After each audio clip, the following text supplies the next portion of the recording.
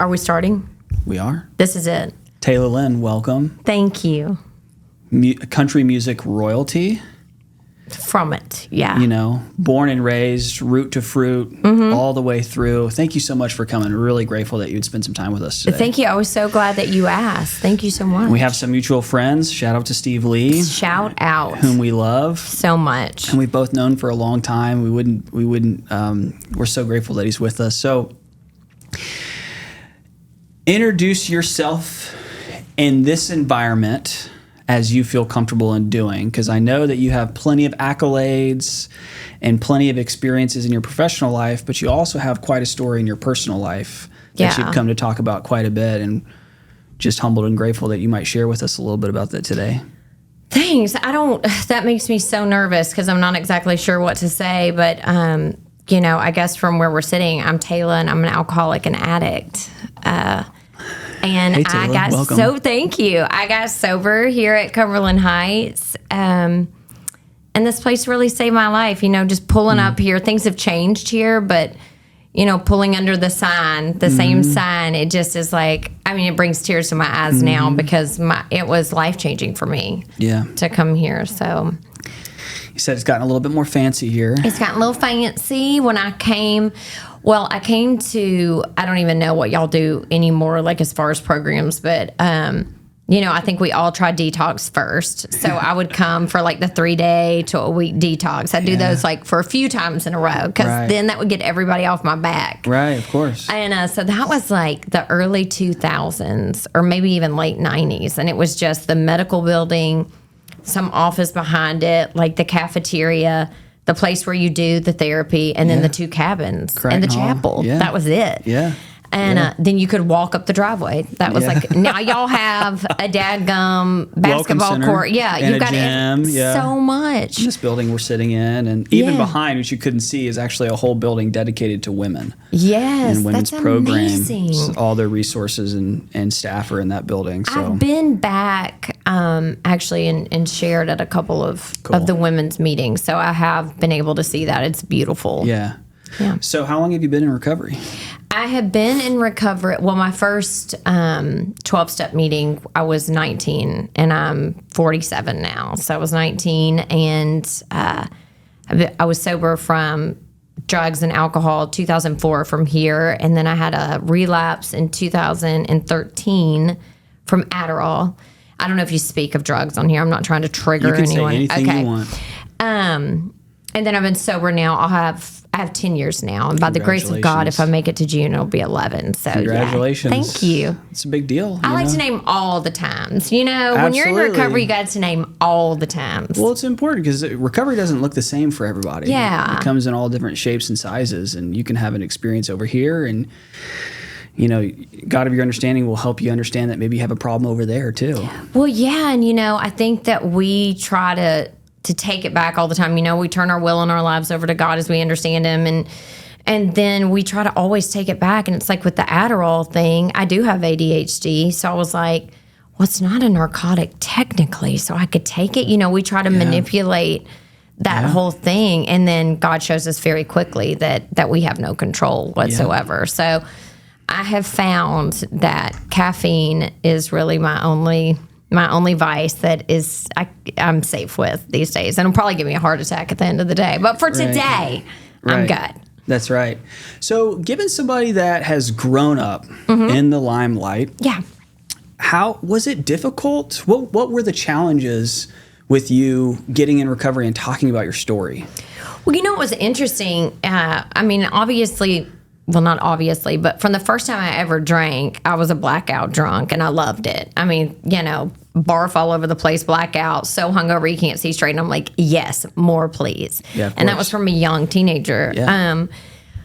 But then when my mom never let us grow up using the name Loretta Lynn. Like we were in Franklin. We grew up in Franklin. Yes, she just didn't want us. I mean, she didn't want us to be like, Loretta Lynn's my grandmother, give me. Gotcha, right. Like the ego. The ego thing. Yeah, right. Which I'm so grateful for. Right. But when I was like 19 years old, around that time, Loretta Lynn, her husband, my grandfather, passed away. So I moved in with Memaw, is what I call Loretta Lynn. I moved in with her over on West End, across the street, kind of from Rotiers on that side, behind like Logan's, where that is. Yep. It's Martin's now, I think, behind that. Yeah. So, and so I lived in Franklin, and it was so small back then too. Like, it was just a little town, and Right. so I'd see my grandmother. I'd go out on the road with her, but that was a separate life. Moving with her, and I can start using her name because I started going out on the road with her. And so I was able to like get my hands on just about any drug or drink I wanted at and just get whatever. So when it was time to sober up, I know that wasn't the question you were asking me, but when it was time to sober up, it was so hard because there were so many enablers around.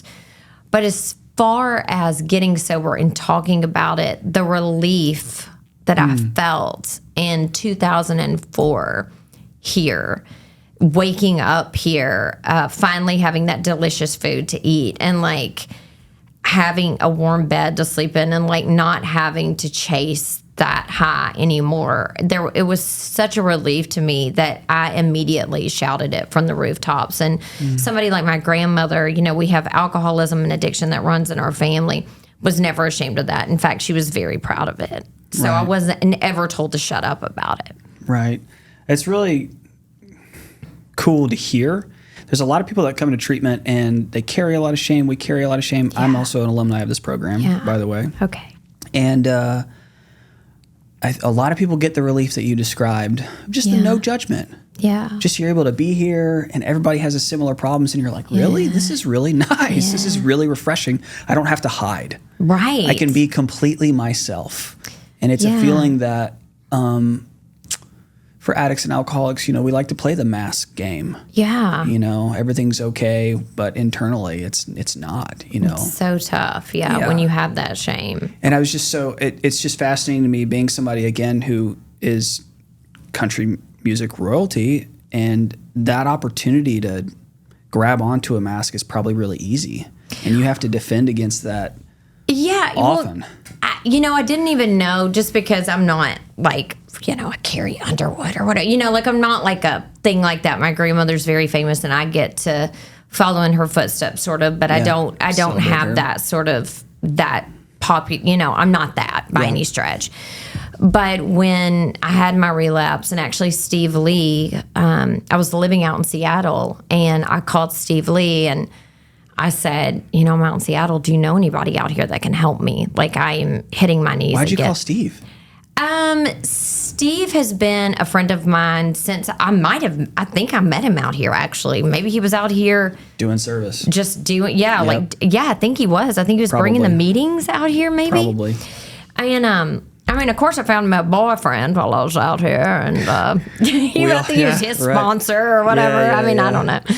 Which is highly frowned upon, people. Highly frowned upon. Why? Just for those that don't have experience. I'm terrible at this because I don't have because why? Why don't you tell me why? It was not, I shouldn't have had a boyfriend because I had 12 more after that, so that wasn't a great idea. But I guess because if they relapse, they might bring you down with them. I'm like, you know what? Whatever works, babe. As long as you're not hitting the pipe, That's right. I'm proud of you. That's right. So I kind of... That's 100% right. I'm not the one that's going to be like, don't you do it.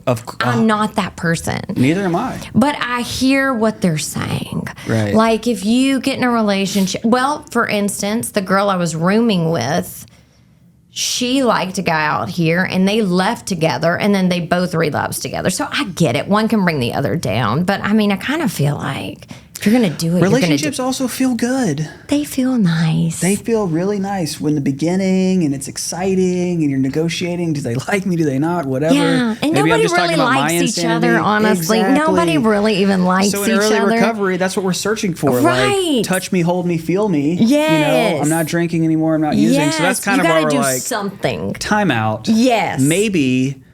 Get to know yourself. Right. I did not enjoy that. I did not think that would sound like a great time. Of course. To just sit back and relax and get to know myself. Of course not. But I did finally. But after first not knowing myself. It's just a roller coaster of how you do it too. Because I think When you tell somebody in treatment, which I'm not, I don't know, do they listen to this here? Do the people that are make here suggestions, right? But do they listen to this podcast while they're in here? Sometimes. Okay. Well, it's not suggested. That is for sure. But I'm just saying. They have access to it. So. I did it.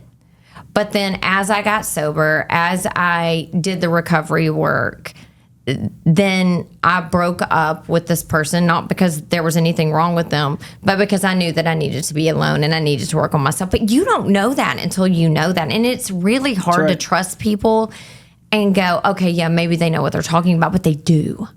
I think what you said in the beginning is the most important, like, don't use no matter what. No matter what. Because what's interesting about recovery is it feels like the right thing to do. Yes. Like, that's what people don't understand. It's not like and we recognize that logically it's harming us and those around us. Yeah. Right? But it feels so compelling, like this is what I need to live and breathe. And so when you're telling somebody to take a pause on that, work some steps, participate in some professional therapy, and also take a break on relationships, it can be that teetering point. But it's just, hey, just take a break. Yeah. Take a break and take a breath and get to know yourself. And I think it's important that you say that. It sounds like that's your experience. No, that is my experience. I do think it's really hard to trust that in the beginning, though. I think it's really hard when you get sober and you put everything down and you don't have anything to cling to. I think it's really hard to just like surrender and go, oh, okay. Like I've always known God, so it was kind of easy for me to surrender to that part. And I trusted that the therapist here knew what they were talking about and the medical staff. But for someone to tell me not to be in a relationship seemed like they didn't really know what they were talking about. But later, once you get better, you do realize that they did. And had I not done that, maybe I would have gotten to the next step quicker. Right. Yeah. What was early recovery like for you? It's like the first Oh my gosh. year, Okay. first 2 years. The first year was amazing, really. Where were you? Were you in Nashville? Here. Yeah, I was here and in Nashville. And they let me stay like 33 days. So I wanted to stay longer. So I came in, I was going to do like 14 days, something really small that I could pay for. I can't remember. It was short, but longer than, anyways. So they suggested I go to a halfway house. And I was like, okay. Because I told you I'd been to the detoxes before. And I was a pill and heroin and cocaine crack addict. So I knew that I wouldn't survive again if I went back out there. So I went to, it's called the Sunshine House on 12th Avenue. And I went there and they said, you've got to have a job within 5 days. And because I'd always been a little bit spoiled, that was hard. But I went on down to the Country Music Hall of Fame and I said, my grandmother is Loretta Lynn. And I got to live at this halfway house. And I was wondering if I could take the bus down here. And they hired me for $7.50 an hour. And I was a tour guide there. And that saved my life. I loved that job. I loved living in a halfway house. I love those women. It helped keep me sober because I had to go to meetings every day. So I got sober over at 202 and I was there every day. And that's where I met my new family. Every day. Every day. I loved it. Or over in Green Hills, another place. And I just lived it. Those were my people. And I had hated myself for so long. I came in at 82 pounds. I'm 5'1". I came in at 82 pounds. I gained 25 just here at Cumberland Heights at that freaking cafeteria. And I worked at Country Music Hall of Fame. And then I got a new job where I made $13 an hour and I got my own apartment. And then I got a development deal with RCA Records. And then I started writing with big songwriters in town. And then Memaw took me back on the road with her. And I got to start going on the road with her again, which she had not let me on the road because of my drinking and using. And then I got another record deal with Paul Worley and started making records and music, and it just, that was like the first 2 or 3 years. That's a beautiful 2 or 3 years. It was a beautiful 2 or 3 years. Yeah, I got my whole family back. People started letting me watch their kids, my nieces and nephews. I would fly down to Florida and be the babysitter and like I was somebody that couldn't even hold the babies because I passed out my mashed potatoes at Easter. Like that was who I was. Nobody trusted me. Mm-hmm. And I stole all of my grandmother's money that I was living with, not Loretta, my other one. And, she trusted me again. I made amends to everyone before they passed away. I was forgiven. I forgave. I've been able to work on all the things that made me feel like I was the victim of the drink or whatever. What do you think early recovery taught you the most? The first thing that pops into my mind when you say that is how to love myself, but really, how to trust myself and trust others. There was a huge void, and I'd always known God. I'm from the Bible Belt, I'd always known God, but I didn't know what that meant. And so the spirituality, I think, that I allowed myself to feel with other women, the relationships that I started having with other women that were on the same spiritual path as me, and just working with other women myself, taking them down the same path that I was going in recovery and teaching them something, and learning how to be trustworthy. I don't know. Here, they talk about giving you this toolbox, and I learned how to be a worker among workers. That was a huge thing, like to learn how to get a job, wake up in the morning, show up, go to work, take the allotted amount of time for lunch, and then clock back in and not lie, cheat, or steal during the day. I mean, little things like that, like how to save enough money to buy donuts or whatever. I just had no idea how to manage money, how to manage time. I didn't have a car or a driver's license, how to use the bus system, and how to get humble, how to have humility. I'm sorry, you're actually reminding me of all this stuff, which I should be reminded of anyway, as they tell us. But, just how to eat. Yeah. I came in, like I said, I was 82, but I didn't remember how to eat anything. God. I love it. That's what it's amazing. About.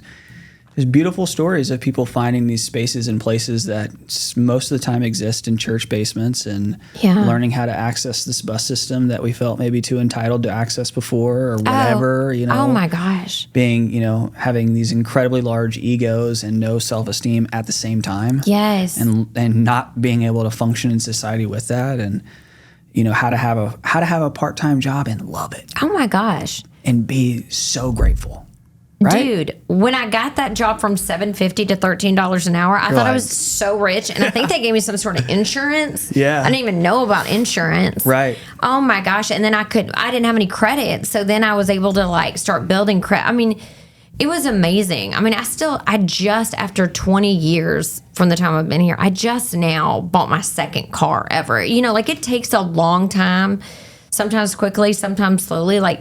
It takes a long time for that damage to undo, and we don't get well overnight. So maybe I learned how to manage a little bit of money, but it takes a long time for those old ways of thinking to get sort of well. And so I still find healing from it all the time, because it's ever changing. It's never boring.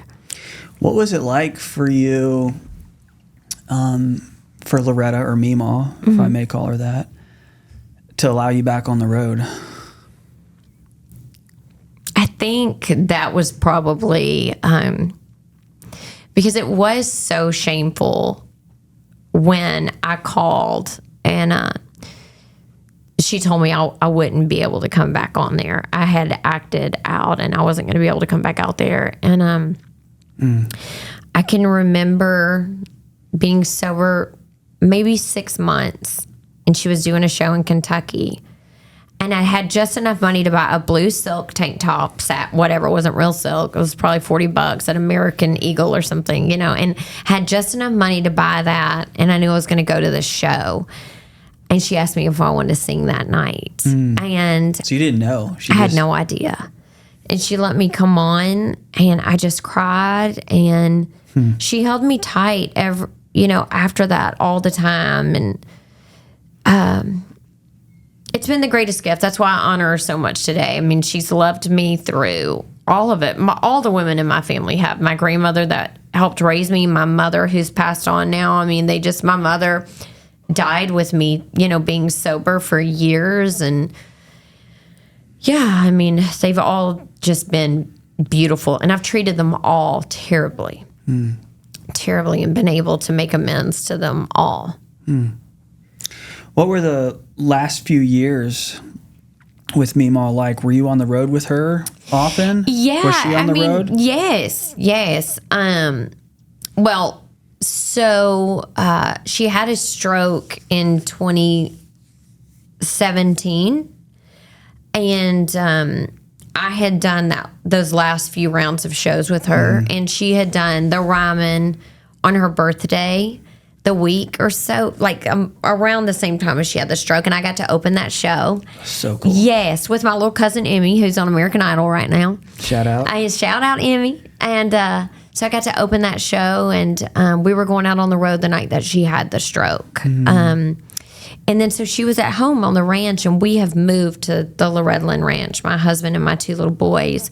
So I was able to be with her quite a bit there at home and just loving up on her.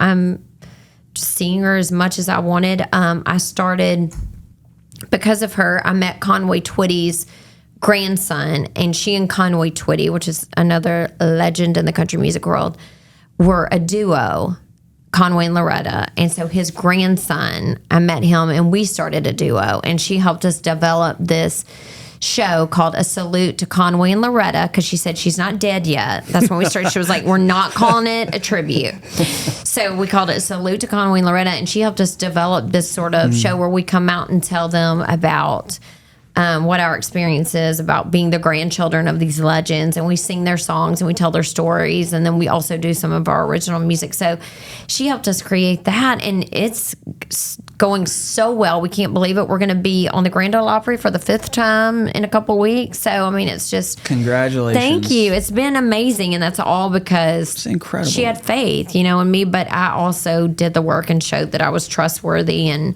a hard worker. She would say that at the end, Tayla works her hind end off. Tayla works her hind end off. And that is not who I was. That I was not a hard worker. I was a lazy user, cheater, liar, thief. That's who I was. Yeah. Yeah. Well, congrats on your success. Thank you. It's pretty incredible. Thank you. Thank you. What does recent recovery teach you? What is the last 5 years of your recovery? Come on now, let us have it. The last 5 years is probably because you feel like you should know what's going on, right? So it's been 20 years since I've been here, and now I'm in 11, technically coming up into 11 years without, I called it a relapse because I was taking more Adderall than I should. By leaps and bounds. You say 2 or 1, I say 2 dozen. Yeah, sure. It's harder sometimes, right? Because you think that you know it all. I think when you get to a certain point, you think there's nothing left to learn. And, there's a part in a prayer that we do that says, God, take away my difficulties so I may be of better service to you. Or, I can't quite quote it, but I just learned last night that difficulties does not mean like my husband. It means like me, right? Like my selfishness and self-will. Right. So I'm like, I don't know anything. And that's what my my sponsor told me so Steve Lee, let me revert back to that really fast. When I was in Seattle and I relapsed, and I called Steve Lee and I said, what am I going to do? I mean, and he knew that I'd been sober at that point for 9 years. And he was like, you just, they're wanting to send me to rehab again. Oh my gosh. I went to Cumberland Heights 42 times, and like, what do I really need to go? And he was like, you just surrender yourself to this woman. I'll call her Elle. Surrender yourself to her and do exactly what she says. And the first thing she told me, because I thought I knew everything still, she said, I want you to go back into this rehab this year. It's called Residence 12. She said, and remember, you don't know shit. I don't know if I can cuss on here, but you can bleep that on out. You don't know shit. And that was the best gift she could have ever given me, because I thought at this point, at almost 10 years, that I knew everything. And so knowing that the last 5 years and continuing to do the recovery and continuing to I have a weekly check-in with Elle and doing that stuff and showing up to my 12-step meetings and calling other women and picking up the phone when I don't want to and praying every morning. Like, I still do the things today that I did when I was in Cumberland Heights, pretty much, and just knowing that you can't rest on your laurels or you're dead. Literally. Yeah. What do you think it was about that experience of having Elle say that to you that helped you change? Like, well, by then, I think this might have been what you're asking. By then, I'd had record deals and money and been on, tour buses and planes and everything. And so I felt like I had been sober for a long time. And I was a member of the sober community. And I was very open about it. And everybody knew I was sober. So I just felt like I could have handled it in a very whatever way I needed to. And there was nothing that rehab was going to teach me again. And in fact, it taught me so much again because she told me that because we have to be humbled. I was too big for my britches. And I thought that I knew it all. And when Steve was able to say, surrender yourself to Elle, I was able to then hear her say, you don't know anything.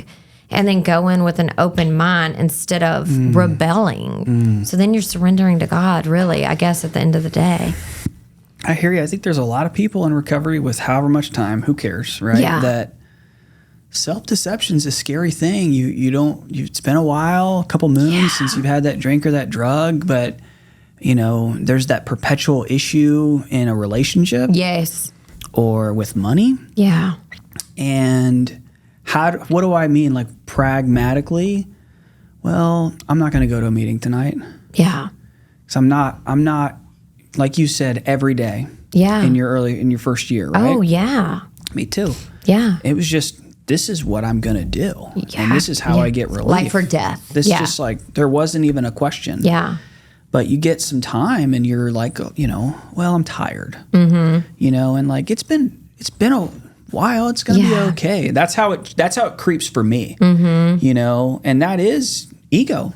It's not humility. And I think people start getting on your nerves more too later, right? Like, you think you know more than everybody there. Sure. Or they're like the principles before personalities thing. You're like, but except for here. Yeah, that's right. It's really hard in your home group to practice the principles. You got to catch yourself all the time. Yep. Yeah. When it's all fresh and new, you can't believe it. That person over there is a spiritual giant. How does nobody know? We should call the news, whatever it is, right? 10 years later, you're like, I've heard this share before. Yeah, right. You know what I mean? And I've sat in the business meeting, and that MFer over there is not who he or she says to you. Whatever that is, whatever that narrative is. Yeah. That's when the principles really show up, though. Yeah. And thank God we have the I don't want to speak out about and mess up the I don't know how to say it without anonymity. I just don't know. I know how to say anonymity. I don't know. Thank you. I don't know. I was just trying to help you out if that was what was happening. I'm just trying to talk. You don't want to break a tradition. I don't want to break a tradition. Yes, ma'am. But thank God for the traditions. Yes. So I'm just trying to. I don't normally talk about it with someone like this in this setting. Usually if somebody asks me about my sobriety and I'm in an interview or whatever, they don't know. I'm like, I'm sober. Da da da. They don't know. We're not talking like this. Like they don't have the same language, that you have, and so we can talk like that, and exactly what I'm talking about. So that's interesting because you're probably usually on a news show or some interview, informal journalist. Yeah. And so somebody, if it's an interview, they might have a question and it's more about God, how did you get sober? Or what should we, it's not like, the principles. Sober. What does that mean about, she told you didn't know shit? Well, that's really mean. Did you ever talk to her again? Yes. I talk to her every week now for 11 years. Yeah, she's my favorite person in the whole world. Yeah. So what is that? What is different about, is it easier to have this conversation than it is to have a conversation with somebody who's... Yeah. Well, because all of a sudden, when we start talking the same language, and I don't know if I can talk about Christina over there. You sure can. We love Christina. Well, and she says that about, am I open? Can I be open? And she talks that she's in recovery. So then I know that we already are family. Like we already know what we know. And I don't know your story or her story. And you don't really maybe know more of my story now. But like we're all one Right. now. So there is not that like, Right. I don't know what your expectation is of me, but I feel like you're going to be okay, whatever it Right. is. So I think it's easier. So because of that, what would you tell somebody? Like, what would you tell that little girl in Nashville or boy or however someone identifies struggling with addiction today? What would you tell them to help them? I mean, really? I gotta Just because I ask, said it was you know? easier.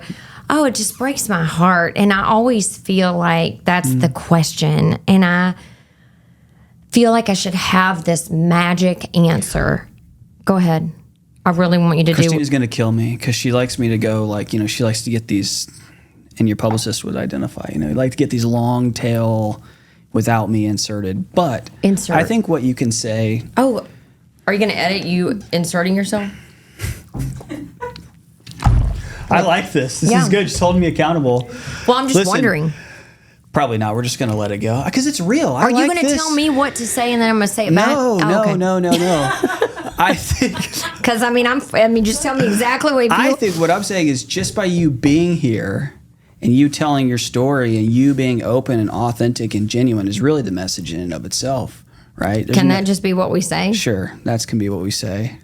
Well, I mean, because there is no magic answer, right? Like we can set out everything that there is to do, but I don't know what the answer is. Yeah. I mean, I can give you some suggestions. Yeah. I mean, what do you tell somebody? I'm not listen, let me tell you something. When I was a year clean, I was an expert. Yeah. 14 years this month if I make it. Okay, awesome. And I feel like a newcomer. I don't know nothing. I don't know anything. I don't know what to tell you. I when somebody asks me for a suggestion, I'm like, hey man, here's my experience, but please go ask other people. I know. Because that's the only way you can do is just lead by example. That's But all I used know. to be real sure. Oh my gosh. So why would you ask me that if I you don't even know? You feel like the right thing to do in this It was interview. a terrible, it was a not, I didn't like that question because it seems like. You got to package that. I love that. Well, it's like, because this is such life or death, Yeah. and because I am open about it, I get that question all the time, Right. and you just crumple for people because you know what. My sister was an addict, and my mother, I watched her sob every day for my sister to get. She did it for me, but I didn't care because I was drunk. But I watched her sober doing it for my sister, and I was sober, and I still didn't. I just kept going, detach with love, leave her alone until she can bottom out. But I can't say that to somebody who's like, talking about her 12-year-old who's like, in all seriousness, selling her body for drugs, and she's a young woman. Like, I mean, what do we tell these people? Right. Come here. I mean, where they can get professional help. I don't. Absolutely. I'm not a professional. I can just hold you and tell you my experience, strength, and hope. That's right. Let me shift gears on you a little bit. Please. Can we talk about parenthood, motherhood? Yeah. What that's been like? Tell me about your kids. How many kids do you have? I have 2 kids, my 2 little boys. They are True is 11 and Scout is 8. True and Scout. Yeah. 11 and 8. So Yeah. that's full little boy. Yeah. Oh Like- my gosh. Like those memes I've been seeing on Instagram where they talk about like the 3 words we say every day to our kids, and then it switches over to no effing fighting. Yeah, yeah. Because they're just tearing each other up every day. Yep. But I love them so much. They're little country boys. We have 30 acres, and they, bronc ride or ride their goats or like shooting each other with, arrows What's a or bronc whatever. ride? I feel ashamed that I don't know I what made this it up, is. but they Okay. like ride their pony and make the pony buckle 'em, and Oh, wow. yeah, That's a good time. they're gonna kill each other. But I mean, yeah, I'm gonna have a heart attack, but it's fine. They love their life. Their daddy just gets them out there and throws them on that pony, and they race cane. It's fine. It sounds great. It's amazing. It sounds like a beautiful little Yeah. life for them. How Yeah. long have you been married? 12 years. 12 that years. taught you? Saturday. 12 years. So that's Well, I well in relapsed. your recovery. Dude, no, I relapsed while I was married. Well, I'm just saying from Yeah, 04, Yeah. right? Yeah. It's in that trajectory. Oh yeah. Well, I relapsed a year Early into, on, yeah. Yeah. And so he had no idea. When I said I'm a recovering alcoholic and addict, he did not know what that entailed until I had myself a nice old relapse in Seattle with just me and a new baby. I mean, it was awful. And the shame you carry from that. When you get children involved, the shame is, I mean, I can still feel that stuff. I mean, I can't even think about that stuff too much unless I'm with like a professional or Yeah. Yeah. I mean, but God, his trust and support and the way he allows me to be freely me and so open about this stuff. I mean, there's some ugly stuff that I talk about, and he rides with it. I mean, What's his name? John Cody. John Cody. Yeah. Shout out John Cody. Shout out John Cody. He's just been a true, rock through it. I mean, it was terrible for him at first, and it was a massacre. I mean, he tried to really you're going to rehab, and then we fought for 2 years because then you're afraid when you're on the other side that person's going to relapse again. And so it was just turmoil, but we just kept building and keep hanging on. And then he would see, okay, she's doing all this stuff consistently, and now she's doing this, and he could watch it. And now when I tell him I need to go to a meeting or have a call with another woman or whatever, or he'll say, do you feel like you should call Elle, or should you go meet with some of your girls, or I don't know. And you appreciate that? Yeah. I mean, yeah. Right. I mean, it's kind of Depends. Yeah, it depends. Yeah. But yes, I'm glad that he gets it. And it's been good. I mean, I think you kind of want to drink over your spouse more than anything, but you also, you know what I mean? But Sure. you also celebrate with them the most. 12 years, y'all been married? Yeah. Yeah. What's marriage taught you about yourself? Oh God. I think that your partner pulls out all your past trauma. Every trigger that you have, your partner's probably going to push. And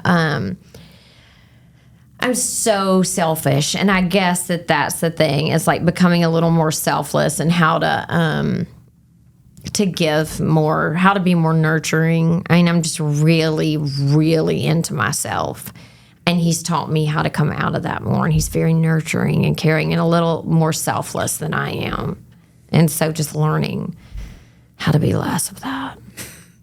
Relationships will teach you a lot about yourself. Babe. That is for sure. And it's ongoing, just like this, It's you never. You don't know shit. Relationships are built, not found, so I hear. Yes. And, after several years, you got to get to building. Well, and it gets so much better. I'd always hear people say, I love him more today than I ever did. I don't even know. I was in lust with him when I met him because he's a beautiful model from Seattle with a condo on the waterfront. And I was John Cody, get it. And I was like. John Cody is from the West Coast? Yeah, babe. With a double Southern name like that? Jon. Okay, so first of all. So a little twist. Yeah. Got it. Cody. Interesting. Yeah. And so he was all that, and I don't even know where I was going because I got the ADHD and I can't take Adderall. So, and if people can take Adderall, I just can't. Right. Well, you were saying that in the beginning it was. Oh, I was just, right. And so like I told you, I just got married after a month to him. Okay. And, we were in love. We were like, what's up? Lust taking the front seat. Like married to the courthouse. Babe, married, ring on my finger after a month, pregnant 4 months later, married in April. Okay. Our anniversary. It'll be 12 years Saturday.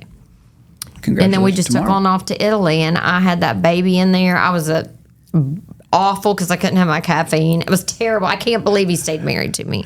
So then after we got home and I had that baby, I said, forget it. I'm taking this whole bottle of Adderall and crafting. So crafting. That's a great activity, though. I get it. Yeah. Let's get it. Let's take it apart. Let's put it together. A trailer. Yeah. Yeah. The ceiling of a pop-up RV, I Mod Podged and then added glitter to the whole thing. And nobody knew. because I was in Seattle, that I was in relapse. They just thought I was crazy. Sounds good. My friends would have been like, she needed to head on back to Cumberland Heights immediately. Sounds good. No, relationships are so important. You know, like I think when you think about recovery, the reason I ask about marriage and early recovery and later recovery and all this is, you know, really what as quiet as it's kept, recovery ends up being all about relationships with your higher power, relationships with yourself, which I'm telling you, Tayla, like I was like, what are you talking about? A relationship with yourself. I have no reference for what that even means. Yeah. And then sometimes relationships with others, and life will serve you the opportunity to learn, for better or for worse, how to not practice principles in relationships with other people, especially those closest to us. Yes. You know, like I've been so mad and ugly to the people closest to me, you know, and a stranger at Target, shout out to Target. I love you, Target. I love you. And Nordstrom. Please collab with Tayla and I. Target hashtag. We'll come over and do the podcast there live. But you know, like it's so easy to be polite to a stranger. Oh, makes you feel so good. You know? And it's so easy to be a butthole, too. Let me tell you Where are you this, going? too. Oh, I thought I'm you were just getting adjusting up. because I'm getting excited. I see. You're getting comfortable now. Yeah. Okay. Are you a doctor? What's your deal? I am. That's what I've been told. So, okay. What was I going to say? See, now you were you got talking me about all Target. over the You were place. talking about relationships with yourself, and people were like, oh, a good new relationship, Tayla, will teach you just how sick you are. okay, are you in a new relationship? It's like 6 months. Okay, so you're really getting the Now the old tables one, have turned. too. Now I'm Yeah, feeling well, like a I mean, little- because But you're in here's a the new deal. relationship and you're starting to see some things about yourself. Are they ugly or are they good? Now I can... No, it's all good, but you know, like one thing I've learned recently is I'm not as good of a communicator as I like to imagine myself to be. Because you're sitting up here all the time communicating, but when it comes to like one-on-one with a partner... Or when you're tired, or when, you know... Because you're going to give them the worst of you. Of course. We talk about that all the time, right? Like, I'm going to come out, I'm going to clean your coffee cup, I'm going to dump an ashtray, but I'm going to come home and I'm not going to put your dishes out. Like, you better have it together when I get home. Yeah. It's easy to be on... It is so easy to have a great first date. So easy. Like the first 10 days, really. Right. You can just be on and it's all this stuff, but... Or to have a new friend, or to be acting in your best behavior in a meeting. But man, hey, what are you doing when nobody's looking? Yeah. Like, that really is recovery. Absolutely. You know? When you're just left between, it's just you, yourself, and God. I mean, you've really got to feel it. Go ahead. The other thing... I'm loving it now. The other thing is, what a part of your recovery is not okay anymore. See Talk what to I mean? me. Dig in that a little bit. So, you know, like in early recovery, you're writing on some steps, you're writing on a 4-step, whatever it might be, and you're writing all the big stuff like, you know, I'm not going to steal any jewelry anymore. I'm not going to go to the pawn shop with my dad's, crack whatever. out of your That's right. wig. Whatever it is. Yeah, sorry. That's the easy stuff. Yeah. But then later, like 10 years later, there's some things that are like not okay anymore, that God kind of picks you up by your collar and kind of shows you like, hey, maybe you should. And you're like, this is crazy, because if you would have told me that this would be on my list 10 years ago, I wasn't even worried about it. Well, it's kind of a nerd now, right? Like a goody two shoes. That's what I feel like. Right. Because I'm like, you know what? I'm not great with finances, so I actually have like people that help me with my finances to hold me accountable. Right. And I'm like, are you kidding me that I have good credit? And that's important to me. I know these are just not exactly what you're talking about, but maybe like those things where I used to spend all my money or get a credit card and run it out in recovery. That's right. And now I'm like, wait, this is like lifestyle. This is not okay anymore. And it's bothering me. Yeah, and it's gross. Something is eating at me, and I need to, if I'm tired of being tired, maybe I need to do something I've never done. Yes. And it's like, oh man, over and over again. This just is keep growing. Day. Am I kicking you? No. Okay. You kicking the table. And if you don't grow in that is, I think you're going to drink again, or you're just going to be a dry drunk or a miserable person. Which is super scary to me. Yeah. That's the self-deception thing that I mean, a lot of people, this is kind of controversial. Oh, good. Let's do it. But do it. I am scared. Of like, what? I don't know why people are like, you shouldn't have fear. It's like, heck yeah. Hell yeah, I'm afraid to relapse. Oh my gosh. Hell yeah, I'm Yes. afraid to experience self-deception where I don't see what I'm doing, right? Yeah. And that is part of the reason why I keep going to meetings. Because I don't know. It's not all this altruistic, just to be there for the newcomer. I am there to make sure that I don't use again. Yeah. And it just so happens that it's beautiful, the synergy that you can help another person, but gosh dang. Well, that's why I have Elle is so, she's been sober for over 30 years and she's hardcore, dude. And she will call me out on anything. I don't want anybody else to do it really, except for, and I need that. And you've stayed plugged. Do you identify Elle as your sponsor? Yes. Yeah. Yeah. And so you've stayed plugged That's in who with Steve Lee was like, you got to surrender yourself. Yeah. Right. Yes. We But have you a weekly talk to her- call every Wednesday. She's out on the West Coast, so it's 6 a.m. her time, 8 a.m. my time. Every Wednesday, we've done it for 11 years, weekly, and I fly out a couple times a year to see her. Good for you. Oh, if I didn't, I'd be dead. And, we have a whole tree of women. She sponsors many women, and I sponsor women, and then I don't sponsor them. I travel 200 days a year, and so I use that as an excuse, which she doesn't let me do, but I do anyway. And so I ebb and flow out of that, and so much healthier when I'm sponsoring women and sharing the message. But then I'll act entitled and I won't do it again. And then she'll, help me back down. Yeah. Be that truth teller that you trust. Oh my gosh, you have to have that. And then I have other women in the program and we're very honest with each other about what we can see in each other. Isn't it funny that when you stop going to meetings for a little while, which you will experience in recovery, absolutely. Most likely, when you show back up and you participate, don't just show up and leave. I'm saying you show up and you start and you stay and you talk and you're honest, that you start to leave a couple of those Thursday, Wednesday, whatever nights, and you're like, I feel a lot better. Absolutely. And it's this shocking revelation of well, and this then I isn't think working. When you're not doing it, this is what I've experienced. It's a little bit like that. When you're not doing it, you start feeling insane, and then you go and you're like, it was just my alcoholism or addiction. It was just the addict brain isn't brain in me. And then you're not alone again. And then you have this whole group of people that are just like you and you all have the same problem. I don't know if you're a doctor, a lawyer, or if you're a trash, what you do for a living, but we all are the exact same person. It's truth. I love it. I love it. So, I am so joy-filled about this life, about sobriety, about recovery.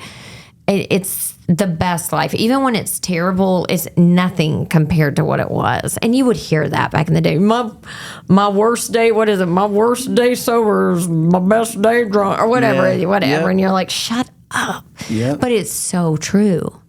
It is true. You're reminding me of treatment days. What do you remember from treatment? What do you remember from actually being here? I know you remember the places, but okay, well, there's a couple things. I mean, I remember detoxing, but we don't need to go into that. It's sort of remember the food. I remember the food because I hadn't eaten in so long, but my therapist at the time, she had gray hair. God, was her name Nancy or something? I don't think she's here anymore, but I was walking around and I was acting like I am now, and I'm like, I'm just so excited. I'm so excited. And we were having our one-on-one, and she said, Tayla, do you think that word might be hope? And that was a whole new perception of what my life looked like. I was like, yes, hope that everything's going to be okay, because everything was so dark. I remember having the relationships with the women. This preacher dude came in. I don't know what he was, but he said, if you don't know how to pray, and like I said, I grew up in the Bible Belt, so I came in a Christian, but I didn't know much about spirituality, and I didn't know many people that weren't Christian, and so that's evolved and been so beautiful to realize that people can have all these different views of what a higher power is, and they all kind of work the same, and it's so lovely. But he said, we got a 5-finger prayer, and this is how I pray. It was an old guy, I can't remember his name, but he said 5-finger prayer is we pray for the leaders, the teachers, the troops, God, the sick and the suffering in our families. And we add on, my family, we add on and the children. And that's still what I do with my kids And that was 20 years ago when I did. And we still do that. And that was so great to go, okay, so I don't have to do it like a church says or anybody says. It can be so simple. And I learned how to hit my knees and pray and like make it an action. I learned even if I didn't want to, I had to show up for something, even if I didn't want to. And I learned that I really liked coffee. That might be it. Black coffee too. I know we had that good powder creamer. Y'all probably got a dang carton of half and half organic here now, don't you? Do you? Do y'all have they have oat milk here? I bet you do. Have oat milk? I bet you do. Oh my God, this is ridiculous. They gave us that powdered old coffee mate, and I loved it, honey. I did like a half a cup of powdered coffee mate, and then the coffee with all that sugar. Yeah. I was like, I think I was 27. 27, and I was just drinking that coffee mate. I came here when I was 20, and I did not drink coffee when I came in, and when I left, I was in. You loved it. But let me tell you something. Treatment centers make coffee unlike any other place in the world. They fill that filter all the way up. They should, because they know. With knowledge that it does not make it stronger. But you got to pack it. You got to pack it. Get those grounds in. Listen. Yeah, because exactly. You drink those grounds, they get stuck in your teeth. I'll throw up now. Nick, let me tell you something else. Tell me. I went to this rehab in Seattle. Mm-hmm. Guess what they would not let you do? Drink coffee? Was like, I am coming off speed. Hello. Well, and they would not give you caffeine. Nobody could have caffeine. Interesting. Nobody could have, because they said it kept your addiction receptors open. Keep them open. Keep them open. They're letting them smoke. They could smoke really cigarettes, bizarre. but they wouldn't get us coffee. So we would sneak to the meetings, and there would be you could have decaf. So they have decaf and caffeinated, and we would like do our hands and then actually stick it under here and like finagle caffeine. And I said, y'all need to do it like Cumberland Heights. We all did a lot better at Cumberland Heights, where they gave us caffeine and a little white van that would take us out all the time. This is true. Both of these things still occur. We have white vans, and we serve coffee however much you need, and however much you food. You need some more gravy, we're going to give you They don't care. I mean, I got fat here. It was beautiful. I mean, I just was eating all the time. I remember, I can remember the chapel here. Mm-hmm. The first time that I felt God here, somebody, one of these therapists now, and I used to know all their names. I can picture his face. Bobby? No, you don't know. You're like, yeah, no, Bobby. Let's call him Bobby. Okay. Bobby said, why don't you go, because I'm loud and I talk too much, right? So he said, why don't you go quietly, sit in the chapel, and try to hit your knees and see if you feel anything. Why? Because you were talking? Or just... You just give me a suggestion. Gotcha. And I did that in the little chapel. And I went in there, and the little chandeliers were sort of swaying, and I felt God pour over me. And all of us, this is not an exaggeration or something I'm making up for this. I was in detox. People were giving me, this is not something you should do. Can I say that? I'm going to say it. Mm-hmm. Do not do this. I'm sure anybody can do anything they want. But people were getting Valium, and I was taking their Valium. Mm-hmm. And my roommate there, she was bringing in her pills, and I was taking her pills in the detox process, along with getting my detox meds. Sure. And I went to the chapel, and I did this. And all of us, I said, God, please make it go away. Help me, God, on my knees. And all of a sudden, it lifted. And I had pills in my room. I went and flushed them down the toilet. I went and told the detox nurse person what I had been doing. And and I said, I'm so ashamed to say this, but I am craving crack cocaine. And I was so ashamed of that, because I knew just how like low class that, like how low bottom you'd have to be smoking like a crack pipe. For me, that's what I felt. And back then, crack was just not like a thing. Not everybody was. Now it feels like a lot of people are. But the nurse, it was a guy. He took me on a walk to the edge of the driveway, and I was sobbing, and I was so embarrassed, and I wanted to leave. And I was like, but I feel this like relief, and this heaviness is gone. And from that day forward, I gave everything I had in here. Like when that happened, I gave everything I had. And I could not believe that you could feel the sense of not wanting to do something to alter your mind, but I could not believe it. And I fell in love with coffee and food and the women here. And it was just like, and I still today, like, I'll go, I can't believe I don't want to do drugs still. And it's been the song, like, I can't believe. I mean, sometimes I think it'd be fun to get drunk because everybody's drunk and they're drinking these beautiful drinks. And I'm like, no, because this is where it leads. But that chapel changed my life. I can't believe I forgot that for a second, but I remember that's where it happened, where the what is that called? The cravings, they were just it was all lifted here on this land. I'm really grateful that you shared that, because that little decision is sometimes all we can bear just to get us to the next decision. Yeah. I remember being so overwhelmed with this idea of being clean and sober for any period of time, but I could wrap my arms around like a singular decision. Yes. And that's what you did. You made one little decision, which was, I'm not saying it wasn't difficult, but you can build on top of that. I remember being really nervous. It was easy to go, okay, I'm going to throw away those pills. Like, that was a big deal, but to go and tell on myself. Right. To tell on myself and say, and this be is what honest. I had to be honest. And I hadn't been honest in a very long time. I mean, I was in detox thinking and I thought I was being honest because I was here. So I thought I was being honest. But when that was lifted and God was like, go tell.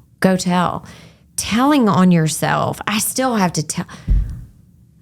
I still have to tell on myself because my brain is still wired to be that way, and I have to tell on myself. When I hear God go tell her, I got to tell on myself to somebody because secrets keep us sick. We've heard that 1,000 times.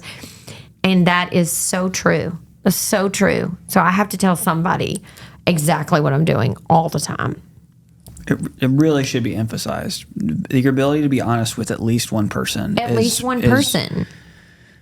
Can be the difference sometimes in making the right or wrong decision that's going to impact your life. So. Oh my God. Because you think, like, let's say that I decide to flirt with a guy outside of my marriage or whatever. If I'm thinking that, I have to go tell someone so that doesn't go and turn into this thing that's further and turns into something different. And Elle can catch me on that and go, okay, like, this is who you are. So we need to do this. Like, so, I mean, it's also something that most people struggle with, as an example, or, needing to be honest with your spouse about financial insecurity and how that's impacting your last couple interactions. Like that moment that you're able to share that, like with a group or with a man or woman in recovery that gets it, it kind of like lets you let go of the obsession. Oh, yes. Maybe. Yeah. And I think too, something that I've learned in these years is like building that case against my spouse, like going to other people and talking all about his stuff. Right. My sponsor will always say, like, let's try to see him how God would see him. And then let's look at you. Mm-hmm. What are you doing in this situation? And like keeping it on you, because when resentments are our number one defender. So if I'm building a case against him and I'm resentful against him, then I'm sick. And when I'm sick, then I'm doing God knows what. And then God knows what turns into shame, which turns into like, how do I cover that up? Yeah. I'm so grateful to meet you today and to have y'all come out. It's been a special afternoon. Thank you. What's your deal? What do you mean? Why do you do this? That's a great question. Yeah. Can you answer it? I am just a temporary proprietor here at Cumberland Heights. Yeah. I an alumni. Yeah. And I went to school somewhere else for too long. Yeah. And another person on our team somehow managed to convince me to come back here, and it's been God's will all the way. I've been here for 6 years. And oh, wow. I do a lot of different things for Cumberland Heights. And this was a product of one of the things that I'm involved in these days for us is marketing. Yeah. And I thought that it was going to be it was really important for us to market differently. So here's an example. Until we're able to, it's really difficult to tell our story externally until we can tell it internally really well. And a part of telling it internally really well is talking to real people who have real experiences, either being a resident or a guest, or being a staff member, like a nurse. Like, what's it like to be a nurse? Yeah. Like, you hear from the Steve Lees of the world all the time. Yeah. And we love Steve. Yeah. I'm not saying less of Steve, more of Steve. More of Steve. Yeah. But it's important for people, especially people that don't know anything about addiction. That's the other thing. We throw around acronyms like residential this, IOP that, detox over here. And people are like, what are you talking about? Yeah. They don't know how insurance works in residential behavioral health care or any of that. And so it's really helpful to get to know who are the people that are currently working here that are impacting lives. The cooks. Have you done it? Not yet. You got They're to. on our list. Shout out to Ryan. Hey, current Ryan. head chef, Head chef. But Love it. And it's an honor and a privilege to work for Cumberland Heights, Yeah. Because there's, like you said today about the gate, Yeah. which was gifted to us. So there was the Jenny Austin, the woman who started our family program 50 years ago. Well, 40 years ago. When she passed away, she had gifted that gate entrance in her will without our knowledge. Wow. At the time, because she felt like this campus needed an entry and exit point, which is really interesting. But today and every day this year and the year after it, somebody's going to drive under that gate thinking that their life is over. And I've been there. Yeah. And so have you. Yeah. And so it matters that there's people here that are pushing Cumberland Heights and our teams to not only to celebrate the past, but to invest in the future. Because I think for Cumberland Heights to be successful in the future, and any treatment center, you got to focus on tomorrow in order to build the successful avenues and atmosphere of recovery for people to grab onto what this is. Yeah, that's what, you know what I mean? That's lovely. So, yeah. We love you. Thank you so much. Love you. And will you come back? Can you do something for the patients? Come back. I would love to. Yeah. They would love that. I would love it. I would love to come back. Okay. Until next time, we're going to tag your socials. Perfect. Are we in off? The episode? Oh, okay. Yeah. Not yet, but please subscribe below. Yeah. Follow Tayla Lynn. Follow us. We love you guys. See you next time. Thank you.